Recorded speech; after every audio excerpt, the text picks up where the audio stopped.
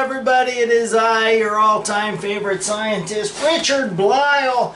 I want to talk with you today, and the thing is, when I zoom in so that this whole thing is on screen, it's a little bit short for me. That's why I have to bend over and hurt my back, injuring myself.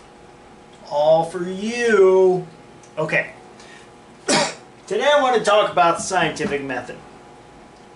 Now the scientific method, first of all, I'm hoping this video is useful for everybody. It should be useful for students who are in school, all the way down to elementary school. It should be useful for parents who have students in school. It should be useful for teachers.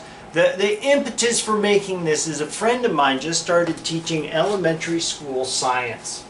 And she put together a wish list, one of those, you know, you can buy it for her and have it shipped directly to her. One of the items that she had listed, and she accidentally had it listed as low priority. Shame on you. Okay, anyway, it was a set of posters that you can put up, and each one of them is a different step in the scientific method. They were wrong. The order was wrong. Okay, maybe not. The thing is, if you've learned the scientific method before, it changes depending on where you're reading it, who's presenting it. Sometimes it has more steps, sometimes it has fewer steps. But that's all interpretation. If you look at the overall scientific method, you'll find they all have the same general idea. They all have the same basic components and the same general concepts. But different opinions, they can appear differently. Now, I am going to explain to you why I am including the steps that I'm including, and I'm going to explain why I'm putting them in the order that I'm in. That way you, as a teacher, can make an informed decision as to the order that you want to present it.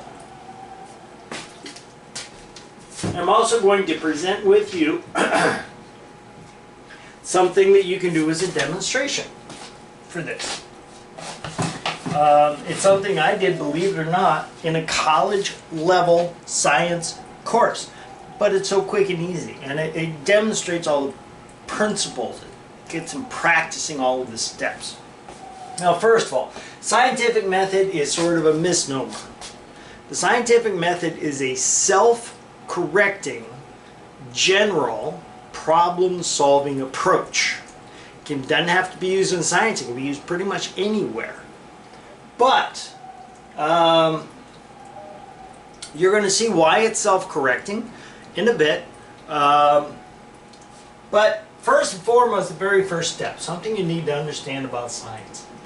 Science, all science, all science. I don't care how advanced you get. All science is observation-based. It's always observation-based. It's easy to forget this sometime. If you're sitting in a chemistry lecture with a professor droning on about the Arrhenius equation and how temperature affects reaction rates, it's easy to not think that science is just purely theoretical. It's not.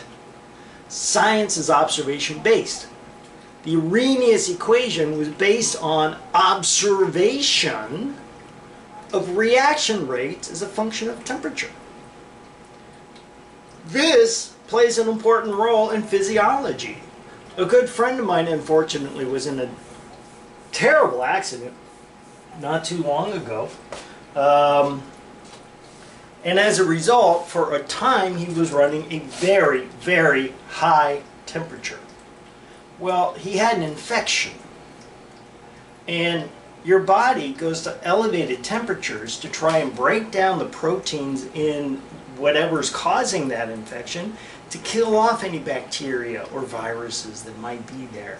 Viruses are actually RNA, but they're usually wrapped up in a protein sheath. But because reaction rates are faster, you can tell if someone is running a dangerously high temperature, because not only are they sweating and pale, but they're also breathing very rapidly. And the reason they're breathing like that is because their metabolic processes, which are just the chemical reactions that keep you alive, all those chemical reactions are running faster. They're not trying to bring in more oxygen. They're trying to expel carbon dioxide that's being produced. So you get shallow, sharp, fast breathing in patients who are suffering from temperatures that are dangerously high. It's an observation. So the very first step in the scientific method is just that, observation. You observe something. You see something.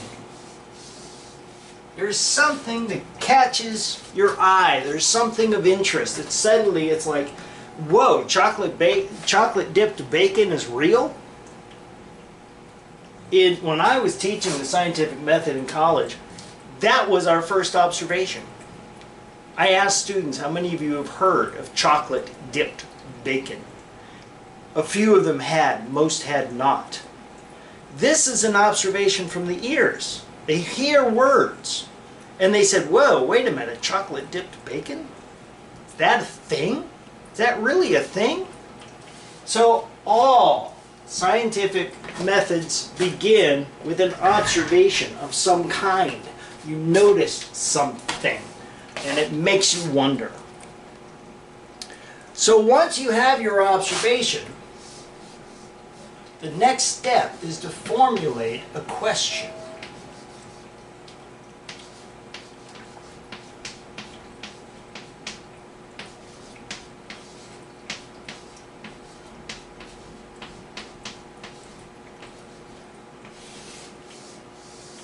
Formulate a question.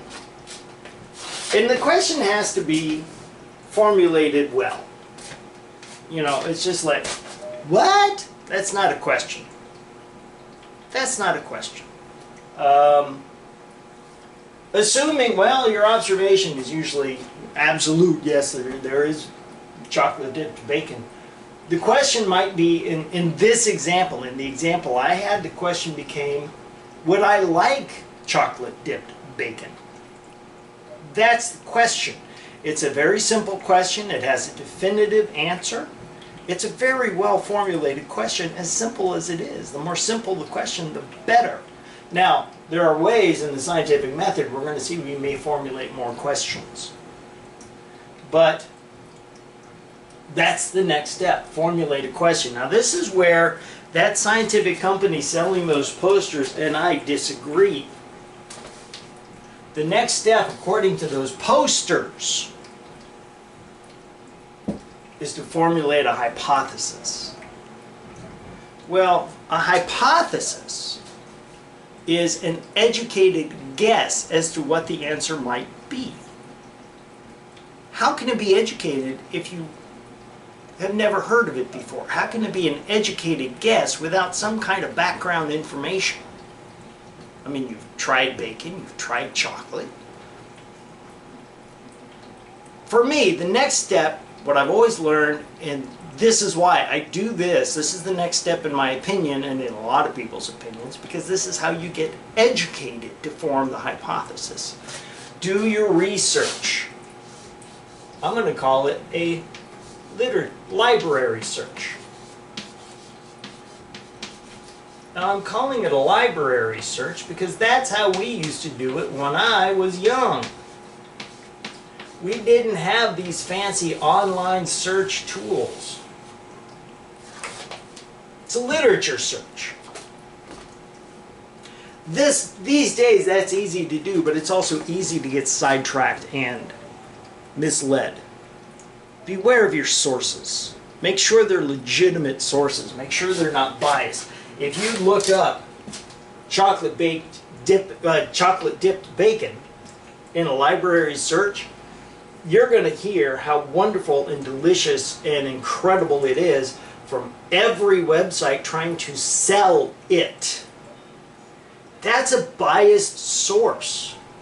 You want to find unbiased sources. Food Network might be a good unbiased source, for example. Look at government website. Now you're not going to find a government site that's going to tell you whether or not it likes chocolate dipped bacon, but usually if you go to government sources, they're usually unbiased. Wikipedia, don't trust Wikipedia. When he had the show, The Colbert Report, Stephen Colbert showed how vulnerable Wikipedia is when he asked his viewers to vote up a change that he made to the entry for elephants. And voted in. And they did it. They actually had Wikipedia accept his entry. And for a time, a brief time, but for a time, Wikipedia listed elephants as being about the size of a field mouse. It's biased. You cannot trust Wikipedia. Now, I'll tell you what Wikipedia is good for. A lot of times, these answers will have references. And they are legitimate references. So if you're looking something up on Wikipedia, go to the reference section and look at the references, because a lot of times those are excellent. But don't trust the entry itself. Do further research. Look it up. How do people feel about chocolate dipped bacon? Do they like it? Do they not? What do they say? Why don't they like it, or why do they like it? And do you think that this applies to you? Now, by the way, in the library search, if you find a suitable answer to your question, you're done. There's no reason to go on with the research if the answer is already there. Now, you do have to make sure that you agree with the answer. I was in a seminar about DNA sequence-specific binders. Distomycin, which is actually an anti-tumor drug, binds specifically to the sequence AAATT, 5 base pairs in the DNA. And the guy who was given the presentation offered his hypothesis on how it's doing this, and 2 words entered my mind. The first one was bull. So my research came up with an answer I did not like. I did not believe it. That led to a 30-year research project of mine. Yeah, science can be slow. So do the library search. If you find your answer, you're done. But you have to agree with it. If you find an answer but you don't agree, you're not done. Sometimes you'll find sort of tangential answers. Things that are not the question you're asking but kind of related. DNA intercalators. Little different than DNA sequence-specific binders, because intercalators actually slide in between 2 base pairs. So it's a little different. But all of these things can give you clues. If you have not found an answer that you find appropriate, by the way, no, all knowledge is not on the web. You could make an argument that nearly all human knowledge is on the web. Nearly, but not all. My conclusion for DNA sequence-specific binders, I never published it. I found what I believe is the answer, but for various reasons I could never publish. There's an answer there's knowledge that is not on the web. So no, all knowledge is not on the web. You can make an argument that most of it is, a vast majority of it. Not all of it. And we don't know everything. We honestly don't know everything. We still have not proven dark matter exists. And yet they're using dark matter to explain an observation in astrophysics. I don't think dark matter exists. I have a hypothesis as to what's going on with that observation. That's another research project I intend to begin at some point. So don't believe everything you read. If you do not find a satisfactory answer, that's when you formulate a hypothesis.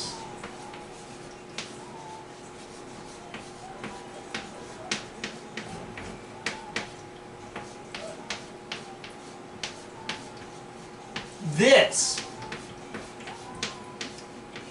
is your best guess as to what the answer might be based on your education from the library search. This is where those two posters were flipped.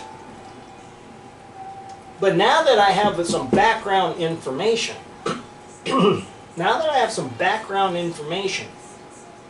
now I can formulate an educated guess. Now I can formulate a hypothesis. Once you have formulated a hypothesis, test. And this is a slow step.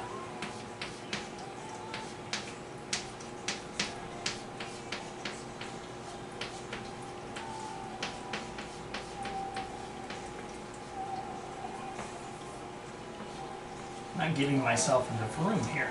Test the hypothesis. Formulate experiments to test the hypothesis. You are trying to prove your hypothesis wrong. Okay? That's the whole idea. Prove the hypothesis wrong. I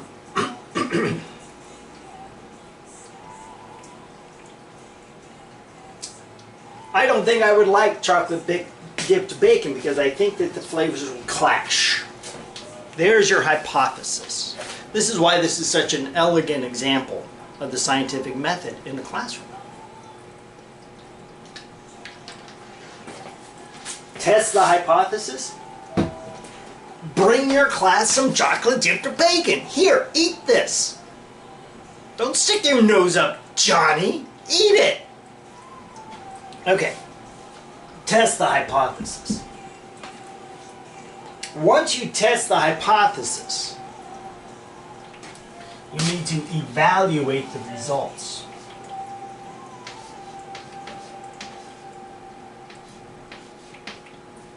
My students did not like my chocolate dipped bacon. Some of them did. Most of them did not.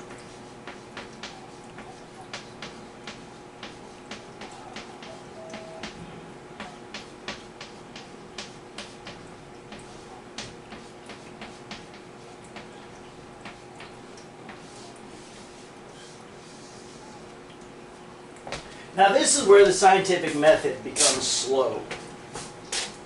Because when you evaluate the hypothesis, there's one of two things that can happen. If you disprove your own hypothesis, you're not done. You go back and formulate a new one.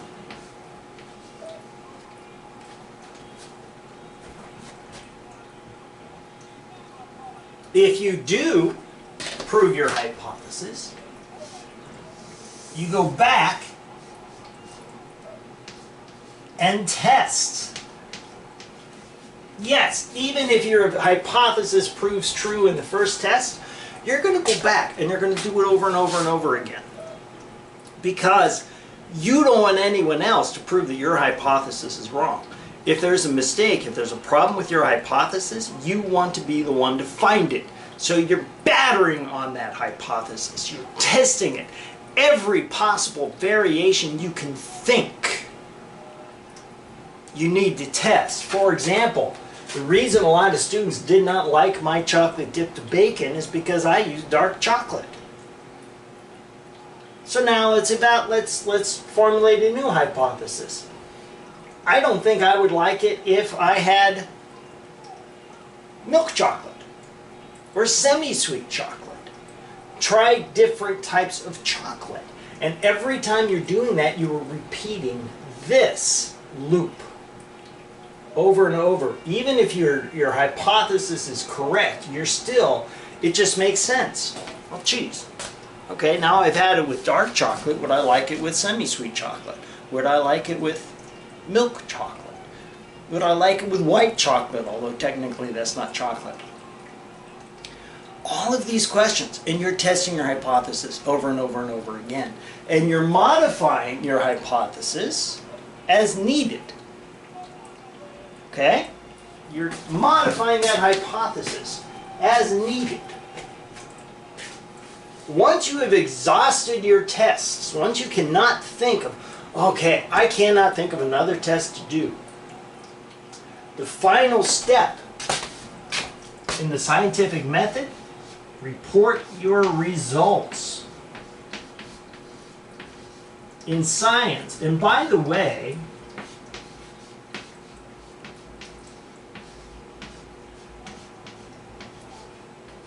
this is where the scientific method becomes self-correcting, is that testing of the hypothesis. Testing and evaluation. You're getting closer and closer to the correct answer as you test that hypothesis. You're testing it under different conditions. Raise my age. You're testing it under different conditions. You're doing different evaluations. If your first hypothesis was not correct, your next hypothesis is going to be closer to correct. Okay? Self-correcting. If it turns out you didn't know that you had an allergy to bacon, you're never going to like bacon, and you need to scrap your whole hypothesis. Self-correcting. We see that in science all the time. It's self-correcting. But remember, the purpose of science is to further knowledge. And I'm guilty of this, I never published my results on Vistamycin. Because I never published my results, I did not contribute to the knowledge, to human knowledge. You must report results. That is an important part of the scientific method. And already I have more steps here than in that thing, in that package that I bought for my friend. Report results so other people can test your hypothesis. Other people will read your report. This is a very important part. Pons and Fleischmann, two very well-known, well-respected scientists, found what they thought to be cold fusion, nuclear fusion occurring at room temperature. But instead of reporting their results through a scientific journal, they reported it to the newspaper. They said, look what we found! Woo! We won credit. Well, they got credit because their results were never verifiable. One of them moved out of the country. The other one retired altogether. There's something there. They found something. Pons, Fleischmann, if you're watching this, I'm with you. I really am. Because I know you found something. Because there's been continued research, especially in Japan.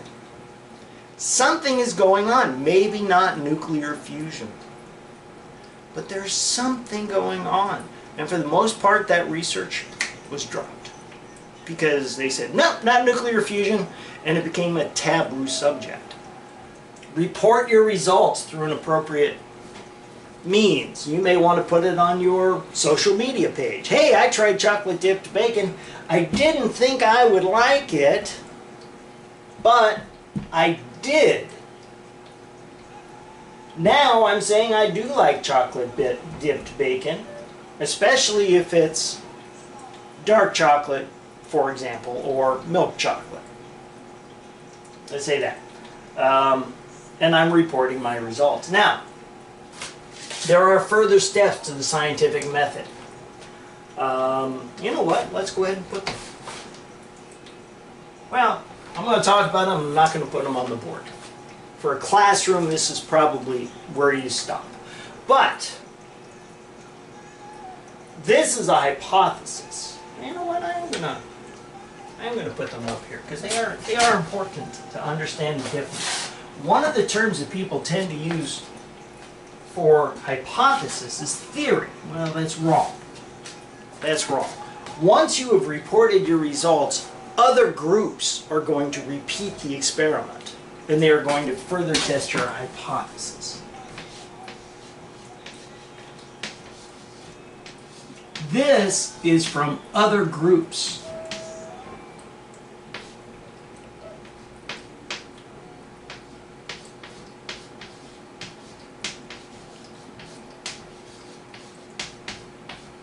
You're going to repeat. I'm going to double arrow this because this is not you, this is other groups. Someone is going to repeat your experiments and test your hypothesis.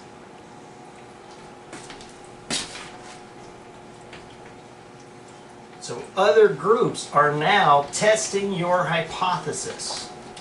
And if they don't agree with your hypothesis, they are going to modify it. Okay? If they agree with your hypothesis, if other groups test, if many other groups test, I'm not talking about, oh, my friend John down the street tested it too, therefore it's a theory. No, we're talking hundreds of tests.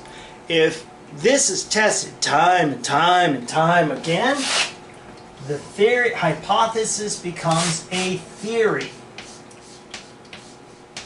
A theory is when a hypothesis is accepted by many groups, not just you. You have a hypothesis. When many external groups agree, the hypothesis becomes a theory.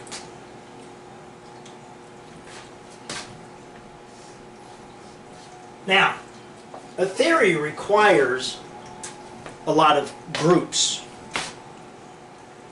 A law requires a lot of time.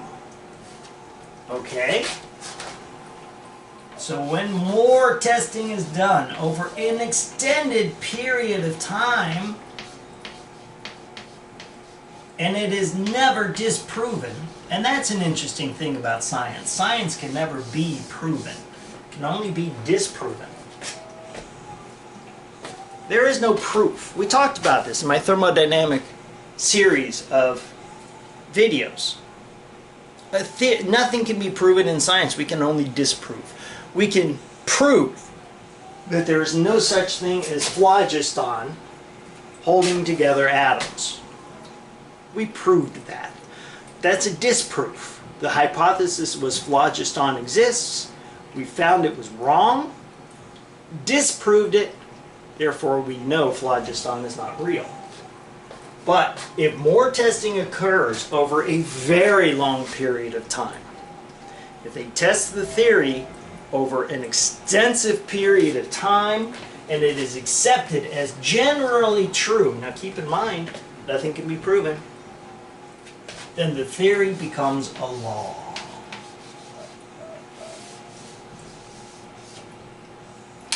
The theory becomes a law over a long period of time. We're talking centuries. Okay? We're not talking next week. We're not talking next month. We're talking 2150. We're talking a very long period of time. These last four here leave your group. It leaves your hands. It's out of your hands. Once you report the results, it's out of your hands. So this is all other people doing it. So for you, observation. Formulate a question. Do a little research on that question. If you find the answer, you're done. If you don't find an answer that's suitable, formulate a hypothesis. Test the hypothesis. Evaluate your test. Actually, that should be evaluate test, but that's okay. Was your hypothesis wrong? Then go back and formulate a better hypothesis. If it seems like it's right, go back and test the hypothesis again. And keep in mind, you can run several tests that verify your hypothesis, and suddenly you're going to run a test that says, whoop, wait a minute, I don't think that's right. And you're back to formulate a hypothesis. That, my friends, is the scientific method according to Blyle. According to Blyle. Oy vey. I hope that you found this interesting. I hope that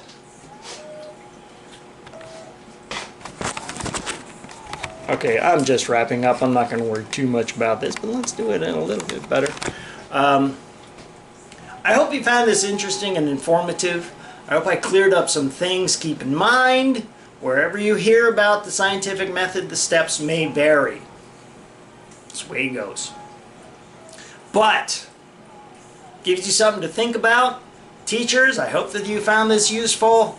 As for me, I'm not teaching anymore, so I am